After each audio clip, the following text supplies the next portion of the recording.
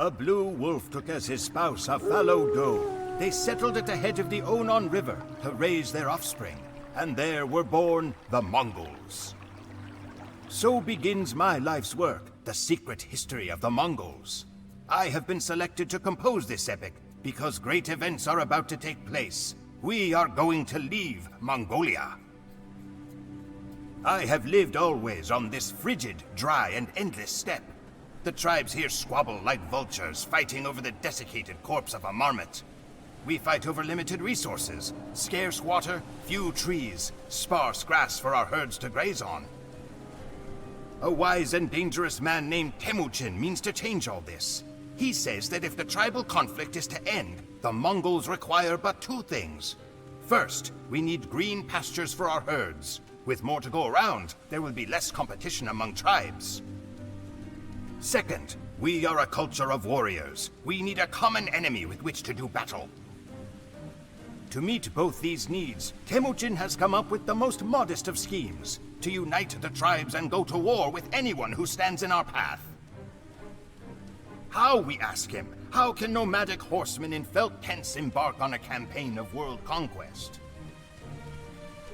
Temujin replies that we will not fight as warriors, but as a unified army. We fight not for personal glory, but for the glory of the Horde. And with those words, the name of Temujin has passed into almost obscurity. His name is replaced with the title, Great Khan, Genghis Khan. Nearly all of the Mongol tribes have united under the Great Khan. The chieftains of those tribes reluctant to join were boiled alive. Each day, new faces have taken up the bow. Unfamiliar hands hold the 9 bands of yak hair that has become Genghis' standard. There are more men and horses gathered in the camp than I ever knew existed. Horse archers and lancers, men in leather cuirass and silk armor, all lift their heads upward to the platform from where Genghis speaks. The Great Khan calls himself the punishment of God. Men smile like hungry wolves. It is dawn on the first day of the Mongol Empire.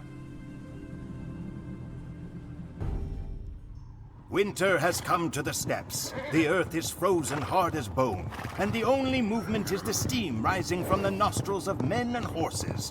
Only the promise of battle brings warmth. Nearly all of the tribes in Mongolia now answer to Genghis Khan, but with success comes enemies. A man named Kushluk has challenged Genghis' right to rule. Kushluk sows discord among the Karakatai Khanate, and means to have himself proclaimed as a rival Khan. Genghis cannot allow these transgressions to go unpunished. He needs to set an example. So we ride west to find and slay Kushluk. If the Karakatai shelter him, then their lives are forfeit as well. Genghis Khan knows that there are weapons aside from the lance and bow. He is a master of mental warfare. Just as he has made an example of Kushluk, he makes examples of enemy lands. When we first encounter a new adversary, the Great Khan spares no one. We ride to the closest town, slay every living thing, burn down the city, sow the fields with salt, and make a mountain of enemy skulls. After that, the other towns are quick to send forth their emissaries, eager to placate the ravenous Mongol hordes.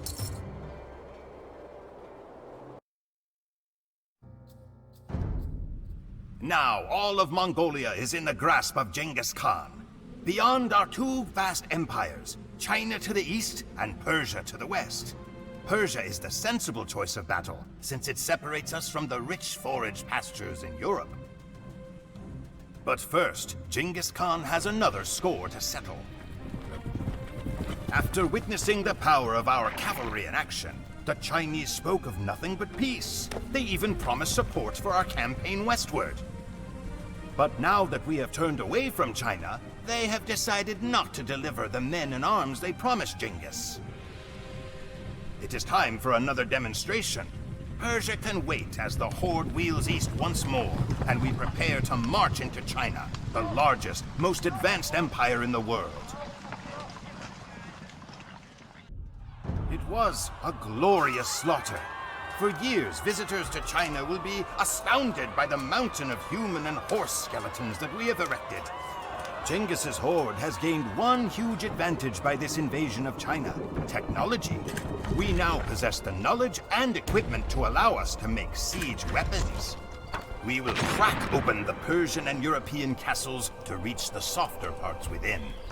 Genghis is pleased with our progress and with the legacy he leaves behind. His mother once ate wild onions and rodents to keep from starving. But the children and grandchildren of Genghis will eat off plates of Persian gold.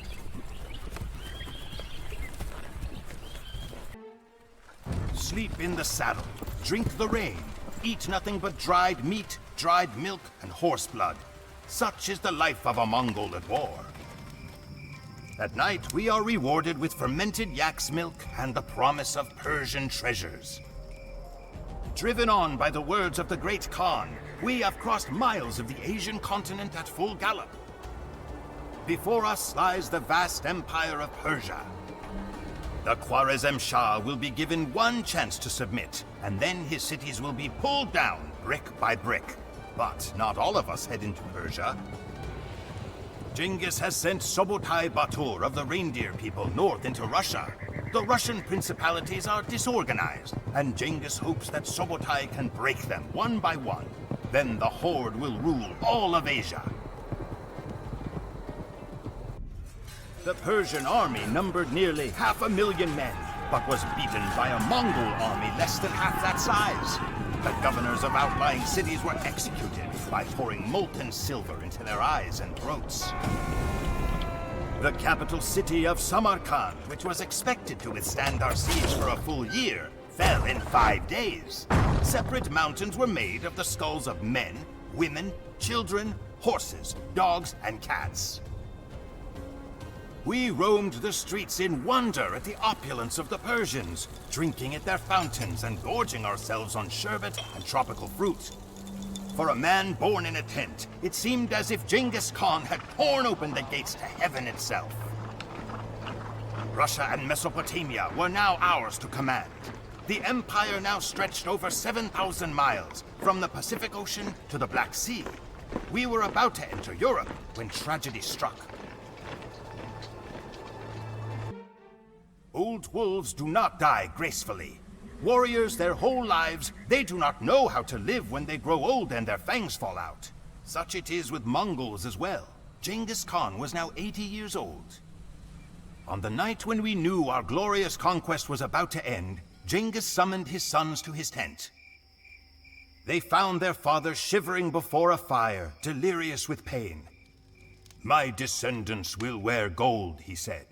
"They will eat the finest meals and ride the finest horses, and forget to whom they owe it all. A deed is not glorious until it is finished." And he refused to die until Ogadai, his third son, promised to continue the war. Ogadai emerged from the tent, carrying his father's bow, and declared, "This storm is not yet finished. I hear the sound of lightning, and it strikes in Poland." The church bells rang in Europe when they saw our hordes pouring out of the mountains. The armies of Bohemia and Germany hastened to Poland's defense. To them, our army might have been from the underworld itself, still commanded by the shade of the great Khan. European knights fight as individuals, but Mongols fight as part of a united army. Laden down with armor, the Polish and Germans could not catch our quick-footed horses. Time and again, we fired flaming arrows at them, then retreated out of range. When the enemy cavalry pursued, we would lead them into an ambush. The ambush was always announced by the Nakara, a huge drum carried into battle on a camel.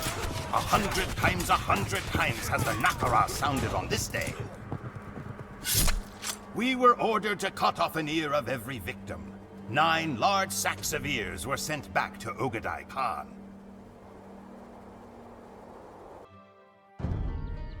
Only one power stands in our way. France and the kingdoms beyond are beaten from decades of crusades. If we break Eastern Europe, then it is likely that all of Western Europe will surrender. But to break the East, we must defeat Hungary. Hungary possesses the most formidable cavalry in all of Europe. They have not only the strength of European armor, but their horses are cousins to our own, having drifted in from across the Russian steppes. The Saho River that separates us from the army of Hungary is frozen, so we will be unable to deploy boats. Instead, the battle will be won or lost over who controls the bridge. Subotai is coming with reinforcements. If we can survive the charge of the Hungarian knights until Subotai arrives, then we can hope to take the bridge. Much rests on this simple bridge. If we capture the Saho crossing, we capture Hungary. If Hungary falls, so falls Europe. With Europe and Asia under Mongol control, our conquest of the world will be complete and final.